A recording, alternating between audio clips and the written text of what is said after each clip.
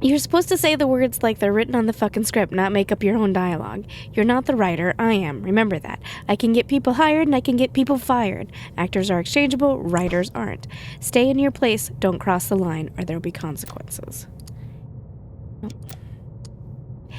Hey, Finn, I sent that letter to Jeffrey. He won't complain anymore about giving you a raise after he reads it. You owe me big, pal. Baxter and Giuseppe Law Firm? The sword, light but made of metal, is planted deep in the man's chest. It has hit the heart with uncanny precision. A light sword is laying on the floor next to the man's head. Despite its realistic look, it's actually harmless. It is made of plastic and the blade is retractable. No more dangerous than a toy. So someone brought a real sword to a play. The woman appears to be in shock, gasping for air. Her entire body is trembling, and she seems unable to speak. Small metallic key. Penny, I'm on a casting call, so I won't be home for the day. I hope you'll get the role this time. A man can't depend on his wife. A man can't depend on his wife. Please, please, please remember to ask Steinwick, or whatever the producer's name is, if he can find me a part in the play. Imagine if I had the role that insipid Finley Powell has. Both you and I are in the same play. We'll be settled for life. Let's make this dream real, whatever it takes. Love you, Henry. Oh, so I think the guy on the floor is actually Finley Powell. She has a small knife on her, hidden behind the dress belt. It looks very realistic, but it's made of plastic and bends at the touch. That wasn't in the screenplay, was it? I would have known otherwise. I wrote it. It's a good scene, though. Very meaningful. Shall we add it to the play? The last play of yours was a disaster. The production is in the red. We're only breaking even because of outside investments. You may be a pro at novels, but both theater and cinema are different. Find some way to create some publicity, you hack, or else.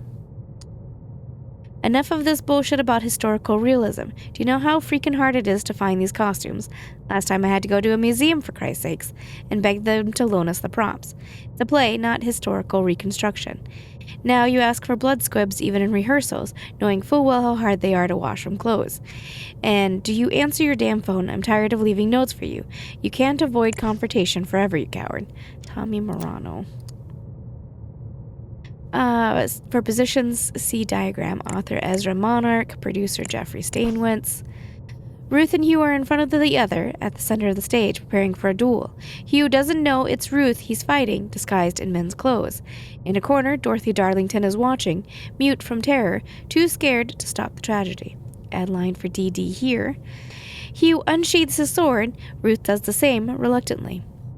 Hugh says, "Prepare to die, villain." Hugh plunges the sword. Ruth moves to the right. She tries to defend herself and accidentally hits Hugh with her sword near the chest. Blood starts spraying from the flesh wound. Hugh drops the sword. Blood scrubs. From the corner, Marjorie Hastings comes running. Right, stop it, Mr. Culpepper. You don't know who you're fighting. Do we really throw the rig? Those things are expensive. Ruth, crying, throws away her wig, revealing her identity, and holds Hugh. Why am I fighting the man that I love? Look at me. Can you see me? By the way, I'm so sorry. I still have a cold. It impacted the voice. Right. A small quantity of gaze, the creative drug. Is he dead? But the sword is fake. This can't be. Instructions, Miss Keller. When using the sword, remember to push it hard against the center of Powell's jacket. Don't be afraid, the retractable blade is made of plastic, so Powell is in no danger. We're hiding a small red paint bag under his shirt. Make sure to hit him at the right spot so the fake blood can come out right. Morano will be available for clarifications. As you know, theater now has to compete with cinema and its realistic violence. People expect blood even here. They don't know how to use their imagination anymore. EM. I handle security around the theater, but it's mostly psyched fans and simple stuff like that. I called an ambulance, but I'm afraid it's too late. 38 revolver. A ham and cheese sandwich packed with a note that says, "Have a good day at work, sweetheart." Aww.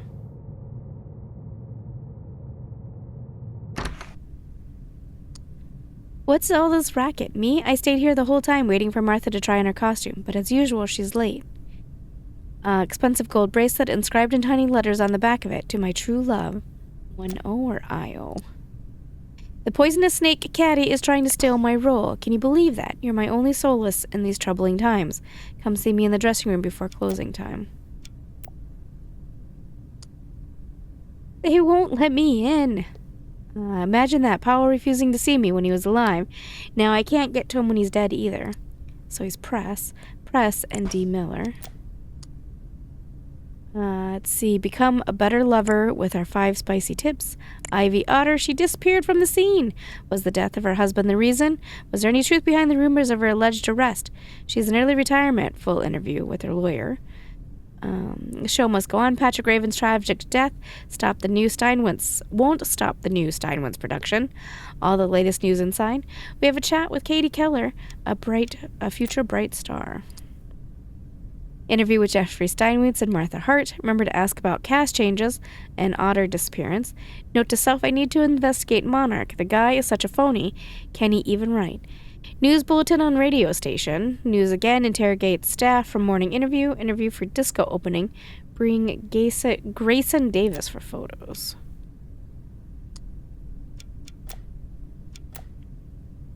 Here's Steinwentz. What a mess. This could either be the greatest publicity stunt or destroy us. Can I talk to the press about what's happening, or would it hinder the investigation? A modern metallic key. A note, my dear friend Jeffrey. I know you have reservations about Caddy Keller, but you have to trust me on this. We're trying to shape her into a star, instilling the self-confidence that she needs.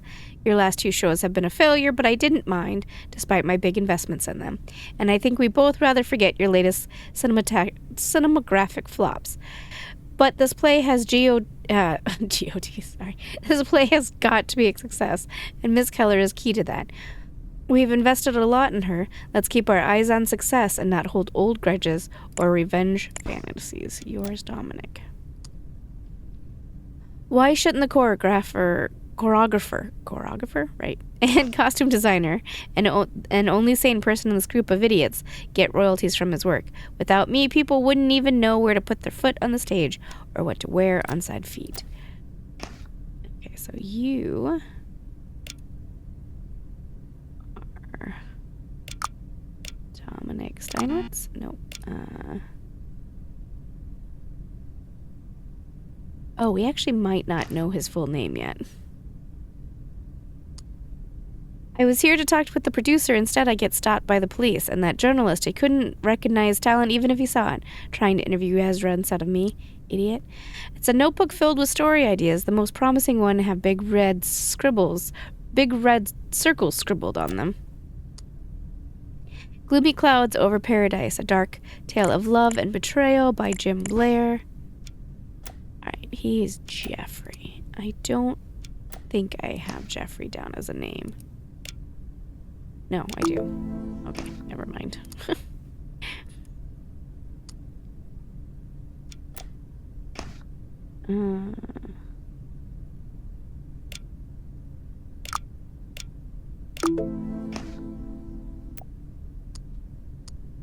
A small semi-automatic pistol kept inside the bag. Next to it, a license for concealed carry. A guest pass, Jim Blair. This pass grants the holder access to the backstage area and an interview with producer Jeffrey Steinwentz. He also has the bag containing gaze.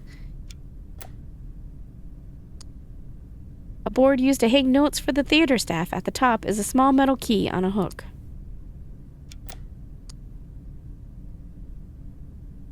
Please lock the door to the costume room after use. Expensive and uninsured items have gone missing in recent weeks. A grate has been installed on the window to avoid theft, but it is no use if the door is left open. We have hired a security man to check the venue, but remember, the best solution is prevention. And it says, Evelyn, stop leaving the key on the hook. The installation of the new vent in the costume room has created some electrical issues. These will be resolved soon, and they will not be a problem during the play opening. We are deeply sorry for the inconvenience. Management. What the hell are you waiting for to fix the electricity? We can't work with blackouts every 30 minutes. We'll be switching the venue if this continues. Evelyn, you stupid midget. Don't leave on the floor things that need to go on shelves. I don't care if you can't reach them. I'm tired of stumbling in the darkness, and I don't give a shit who gave you this job.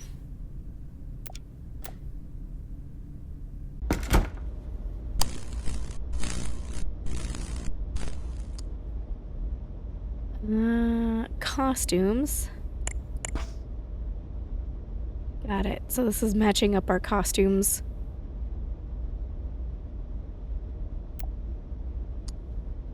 Several boxes filled with scene objects, hats, purses, belts, plastic knives, fake pistols. It appears that someone dropped a newspaper clipping beside it. Ivy Otter's disappearance, not everything is as it seems. Revelations from the anonymous source suggest that the actress was arrested. Ivy Otter. Katie Keller was to get the role that once was Otter's. Rows and rows with clothes from various time periods and fashions. Several are missing, probably being used on the scene right now. A short window close to the ceiling that provides air to the room. It is covered with metallic bars. A prop sword lies on top of the windowsill in the grate. Did someone try to get rid of it in a hurry?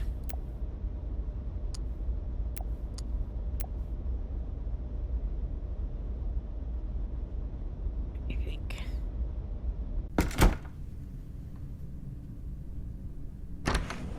Oh, excuse me, ladies. Marjorie Hastings. The dressmaker I usually commission these things was closed, so I had to work extra hard to make all of these last-minute changes. You're welcome. If little Missy is late to the rehearsal, don't blame me. I just work here. I bring stuff to the actors. Do the needed odd jobs, but why is the police here? What's happening? Oh, Miss Hart, do you really want to speak with the journalist? A dentist something.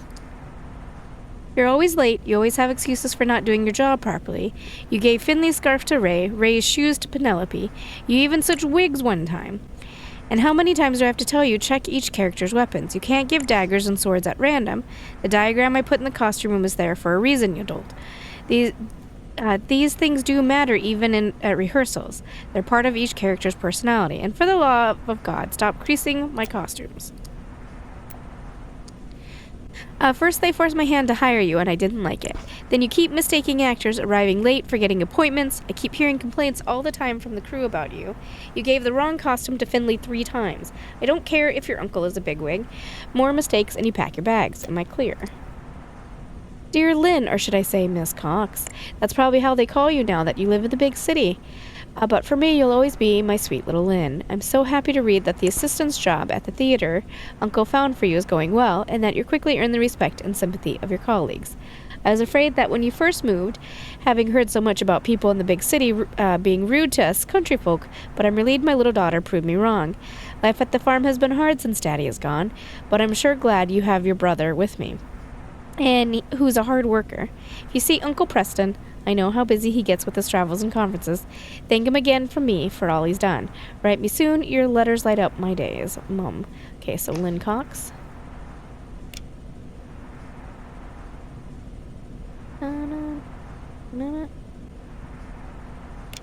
Apparently I don't know her first name. A bracelet made of small cuts of silver, turquoise, and a little gem in the middle. The cast of characters: Katie Keller, Finley Powell, Ray Mildred, Penelope Marshall, Ray Hopkins, Martha Hart. We'll click on her in a minute. Updated positions for dual scenes. A woman's bag has been left on the desk. It looks similar to a model from an expensive brand, but the logo on it is wrong, and it's made of fake leather.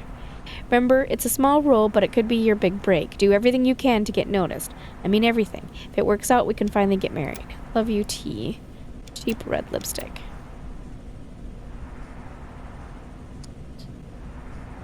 This letter has been crumpled and thrown away in the bin. Dear Miss Hart, we want to once again extend our invitation to join one of our enlightenment centers.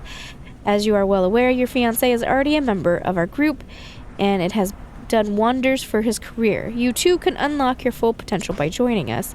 Reach for the stars and become one.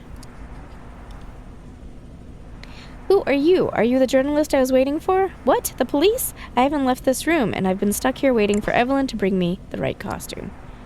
A woman is wearing a small, simple ring on her hand.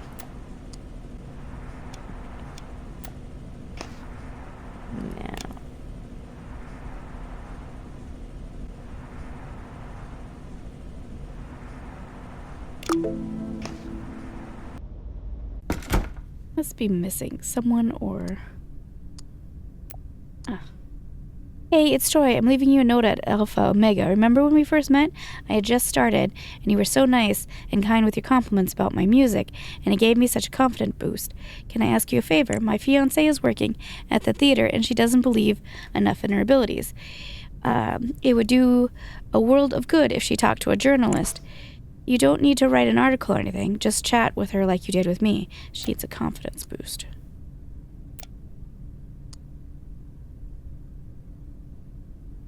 Alright, now we got everything. Okay, so the dead guy we know is Finley Powell.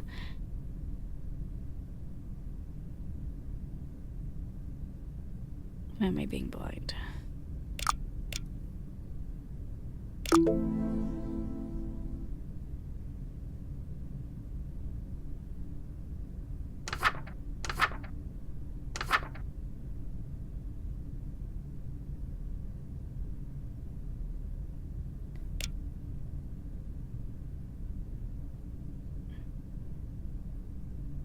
So he's Finley Powell.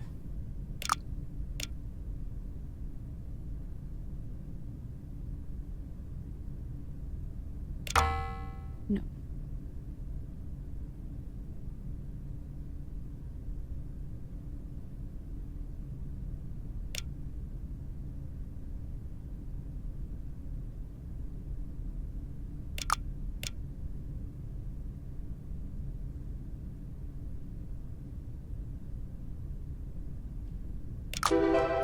Okay, and you are... Oh, you would be Finley Powell.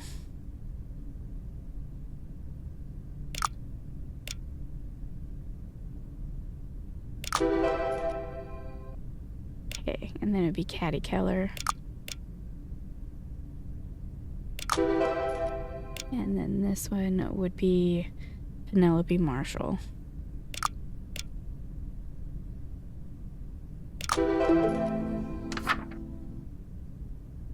Okay, so we know that Ezra Monarch is the guy who's been writing them. The stories, that is. Right. And then...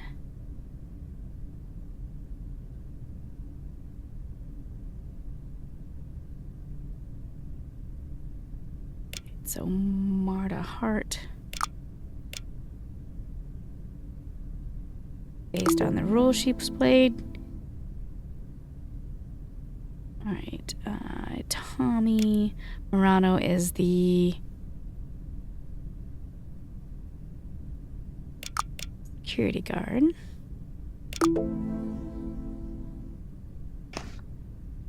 I think... Oh, not that one. Okay, I think that is Caddy Keller.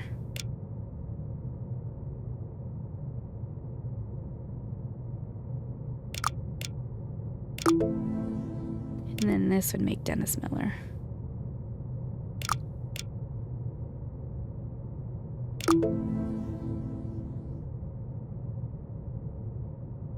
Okay, well, Finley Powell is the dead guy.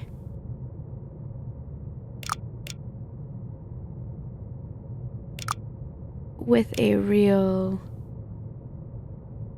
sword.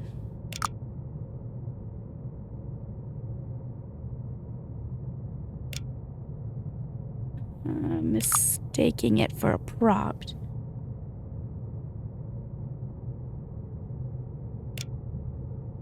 The choreographer on the play, well, the choreographer was Tommy Morano.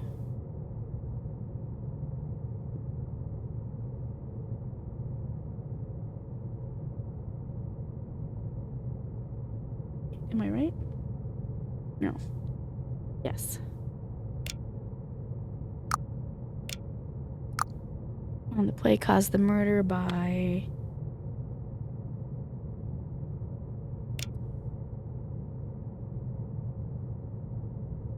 switching the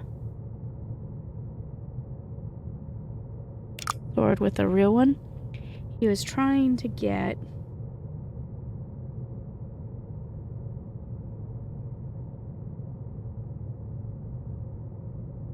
is trying to get someone killed, but I'm gonna guess Evelyn Cox mistakenly handed the real weapon instead of her own, because she constantly mixes the weapons.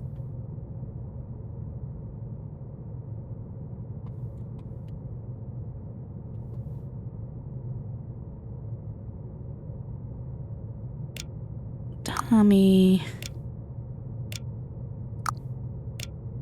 Rano was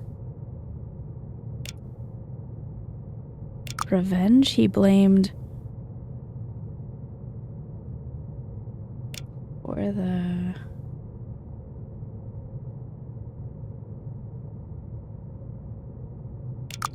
arrest of his lover, Ivy. What was her last name? I already forgot. Ivy Otter. Well, that leaves Caddy Keller doing the stabbing, right? Because she plays the character that was to do the stabbing. I'm trying to get...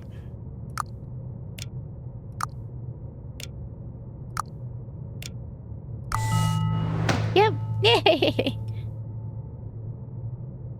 They're getting harder. Alright, continue. He wanted revenge for his lover. A switch prop turned performance into reality. The plan failed. The wrong person paid for it. Alright, and that was The Torn Curtain. And I'll be back with another episode very soon.